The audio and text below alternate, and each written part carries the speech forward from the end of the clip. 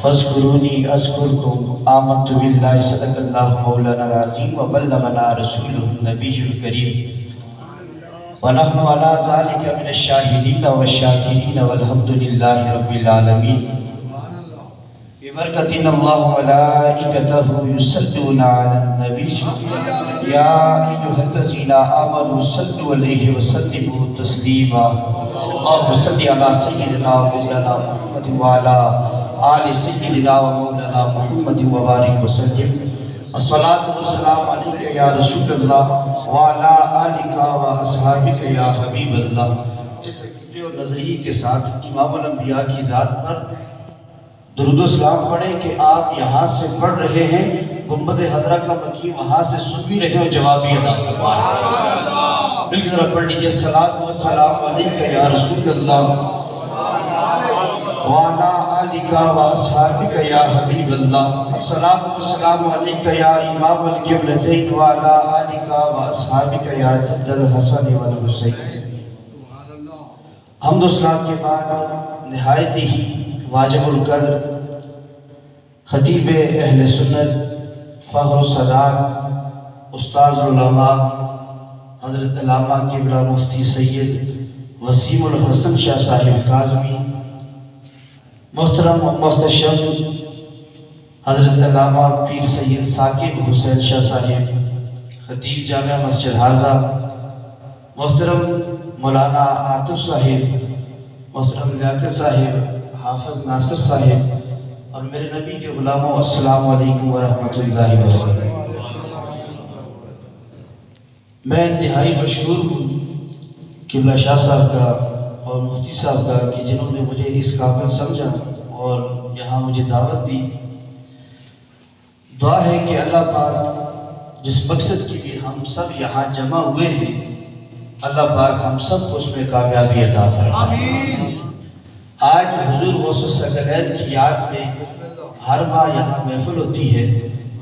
تو ہم اس عظیم ہستی کا ذکر سننے سنانے کے لیے بیٹھے تھے کہ جو کسی تعریف کی محتاج نہیں۔ آل نبی اولاد علی حضور غوث الثقلین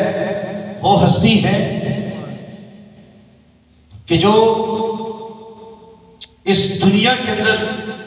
جب تشریف فرما ہوتے ہیں تو رمضان کے مہینے میں آپ روزے رکھتے ہیں۔ وہ حضور غوث الثقلین کہ جب آپ لڑک پن میں بچپن میں ایک بیل کے پیچھے بھاگتے ہیں تو وہ پیچھے مڑ کر یہ کہتا ہے کہ عبدالقادر تجھے رب نے اس کام کے لیے پیدا نہیں کیا، رب نے تجھے کسی اور مقصد کے لیے پیدا فرمایا۔ وہ عبدالقادر جیلانی کہ اس واقعے کے بعد جب گھر آتے ہیں تو والدہ سے اجازت لیتے ہیں اور سامعین پھر بغداد کی طرف علم حاصل کرنے کے لیے چل پڑتے ہیں۔ سبحان اللہ۔ اور سامعین ایک بچپنا ہے، والد کا سایہ سر پہ موجود نہیں، لیکن شان یہ ہے کہ جب آپ بغداد چلے جاتے ہیں، علم حاصل کرتے ہیں، جو وصیتیں نصیحتیں والدہ نے کی تھی ان پر عمل کرتے ہیں، وقت گزرتا جاتا ہے۔ اس کے بعد حضور غوث الثقلین فرماتے ہیں کہ ایک دن ایسا آتا ہے کہ میرے نانا جان امام الانبیاء تشریف لاتے ہیں، کچھ انوار جو ہے میری طرف آ رہے ہیں، کچھ نور جو ہے میری طرف آ رہے ہیں۔ میں دیکھتا ہوں کہ میرے نانا جان امام الانبیاء تشریف لاتے ہیں اور فرماتے ہیں بیٹا لوگوں کو واعظ کیا کرو، حکمت کے ساتھ دین کی طرف بلایا کرو۔ جب میں یہ بات سنتا ہوں تو میں سن کے عرض کرتا ہوں نانا جان یہ فصیح و بلیغ لوگ ہیں، اہل عرب ہیں، میں عجمی ہوں، میں ان کے سامنے اس طرح کی گفتگو نہیں کر سکتا۔ آپ فرماتے ہیں کہ میرے نانا نے مجھے فرمایا کہ بیٹا اپنا منہ کھولو۔ جب میں منہ کھولتا ہوں تو 7 مرتبہ اپنا لوہاب دہن میرے منہ میں ڈالتا ہوں۔ اور ایک روایت میں آتا ہے تکبیر اللہ اکبر رسالت یا رسول اللہ حیدری یا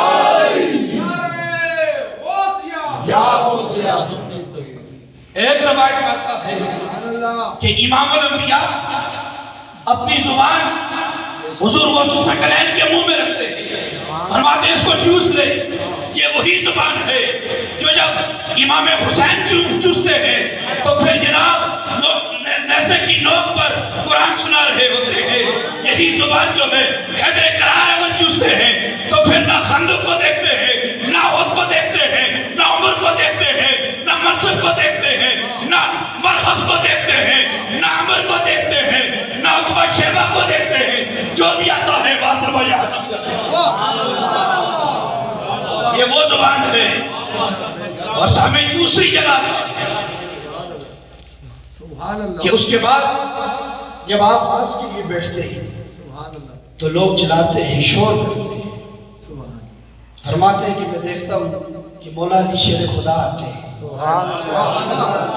اور وہ بھی اسی طرح اپنا لحاف دہن 6 مرتبہ میرے منہ میں ڈالتے ہیں۔ اور جب میں ان سے پوچھتا ہوں کہ نانا جان نے 7 مرتبہ لحاف دہن مبارک ڈالا اور آپ نے 6 مرتبہ، فرمایا